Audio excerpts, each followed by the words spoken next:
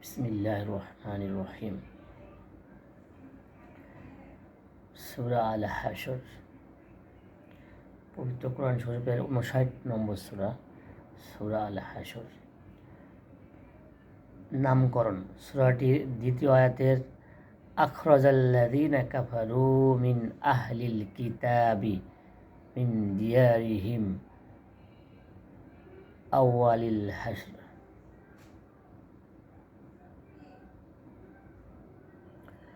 অংশ থেকে নাম গৃহীত হয়েছে, অর্থাৎ এটি সেই সূরা যার মধ্যে আল হাশর শব্দের উল্লেখ আছে। নাজিল হওয়ার সময়কাল: বুখারী ও মুসলিম হাদিস গ্রন্থদ্বয়ে সাঈদ ইবনে জুবায়ের থেকে বর্ণিত হয়েছে যে তিনি হযরত আবদুল্লাহ ইবনে আব্বাসকে সূরা হাশর সম্পর্কে জিজ্ঞেস করলে তিনি বললেন যে সূরা আনফাল যেমন বদর যুদ্ধ সম্পর্কে নাজিল হয়েছিল, তেমনই সূরা হাশর বনি নাজির যুদ্ধ সম্পর্কে নাজিল হয়েছে। হযরত সাঈদ ইবনে জুবাইরের দ্বিতীয় বর্ণনা ইবনে আব্বাস রাদিয়াল্লাহু আনহুর বক্তব্য এরূপ বলো যে এটা সূরা নাজির। মুজাহিদ, কাতাদা, জুহরি, ইবনে জায়েদ, ইয়াজিদ ইবনে রুমান, মুহাম্মদ ইবনে ইসহাক এবং অন্যদের থেকেও এই কথাটি বর্ণিত হয়েছে। তাদের সবার ঐকমত্য ভিত্তিক বর্ণনা হলো এই সূরাতে যেসব আহলে কিতাবের মস্কারির উল্লেখ আছে তারা বনি নাজির গোত্রের লোক। ইয়াজিদ ইবনে রুমান, মুজাহিদ এবং মুহাম্মদ ইবনে ইসহাকের বক্তব্য হলো প্রথম থেকে শেষ পর্যন্ত গোটা সূরাটি বনি নাজির যুদ্ধ সম্পর্কে নাজিল হয়েছে। এখন প্রশ্ন হলো, এই যুদ্ধ কখন সংঘটিত হয়েছিল? এ সম্পর্কে ইমাম জুহরি উরওয়া ইবনে জুবায়েরের উদ্ধৃতি দিয়ে বর্ণনা করেছেন যে এ যুদ্ধ বদর যুদ্ধের 6 মাস পরে সংঘটিত হয়েছিল, কিন্তু ইবনে সাদ, ইবনে হিশাম এবং বালাজুরি একে হিজরি 4th সনের রবিউল আওয়াল মাসের ঘটনা বলে উল্লেখ করেছেন।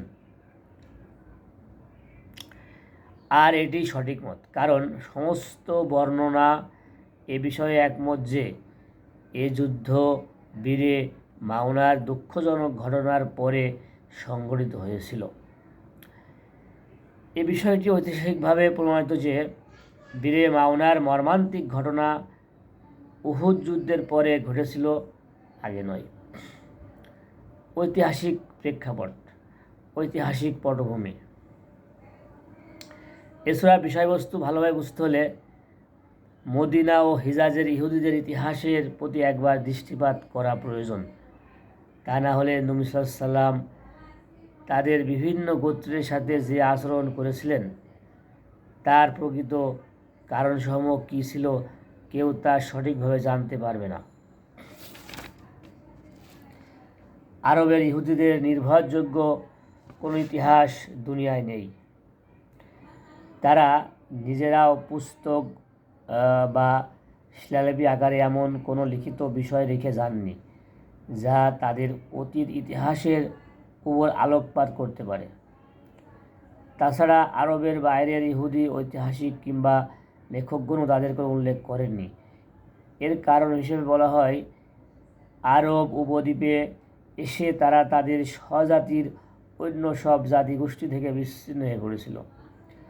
তাই দুনিয়ার ইহুদিরা তাদেরকে স্বজাতীয় লোক বলে মনেই করত না, কারণ তারা ইহুদি সভ্যতা, সংস্কৃতি, ভাষা এমনকি নাম পর্যন্ত পরিত্যাগ করে আরবি ভাবধারা গ্রহণ করেছিল।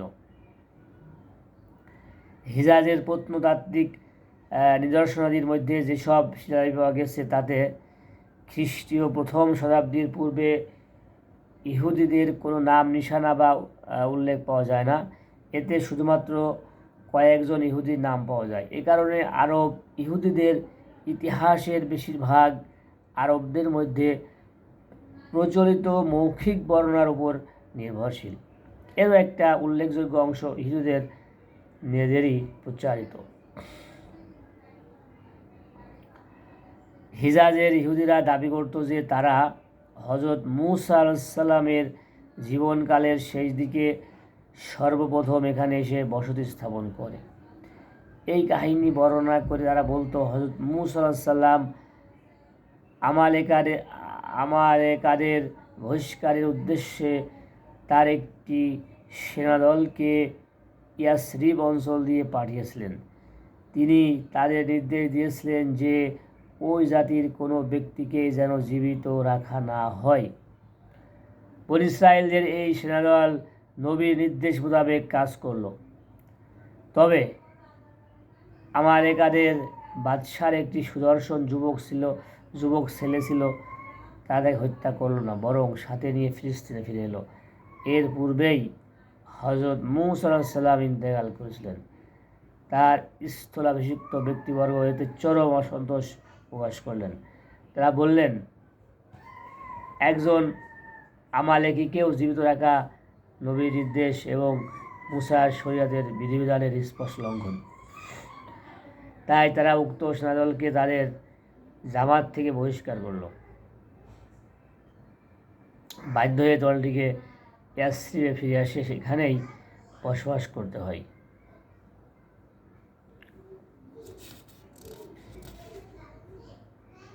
অনেক বর্ণনা রয়েছে, আমি সংক্ষিপ্ত আকারে একটু তিলাওয়াত করলাম।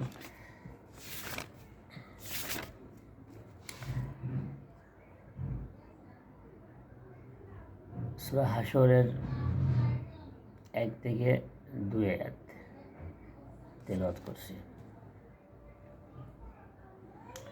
أعوذ بالله من الشيطان الرجيم بسم الله الرحمن الرحيم سبح لله ما في السماوات وما في الأرض وهو العزيز الحكيم هو الذي أخرج الذين كفروا من أهل الكتاب من ديارهم لأول الحشر ما ظننتم أن يخرجوا وظنوا أنهم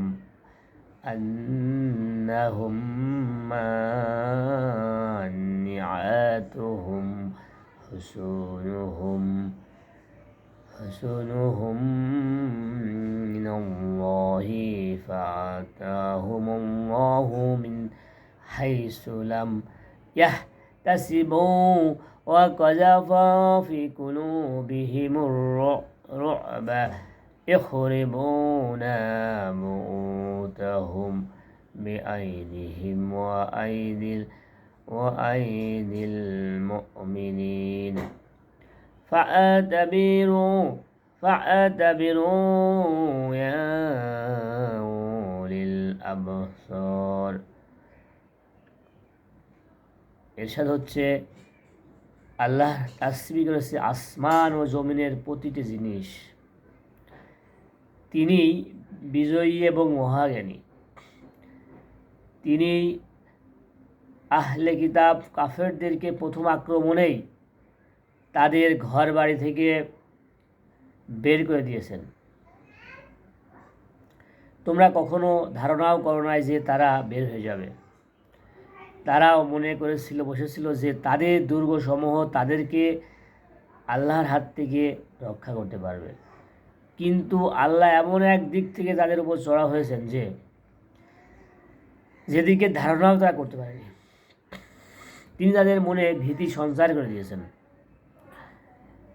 ফল হয়েছে এই যে তারা নিজ হাতেও নিজেদের ঘর বাড়ি ধ্বংস করছিল এবং মুমিনদের হাত দিয়েও ধ্বংস করছিল।